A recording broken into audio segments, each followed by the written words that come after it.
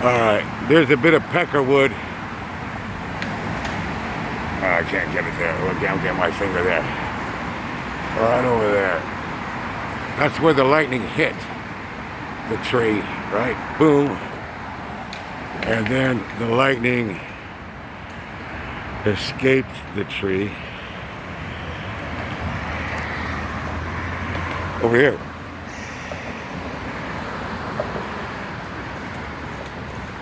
Flash boiling the pulpy water in the tree, blowing the bark without burn all the way onto the West Side Highway.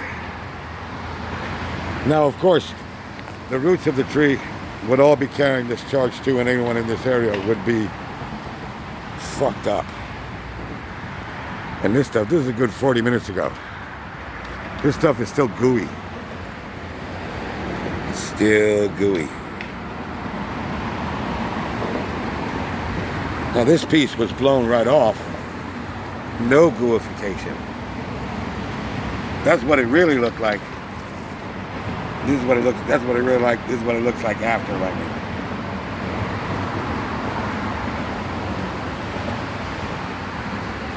Chatawi. Well, all right.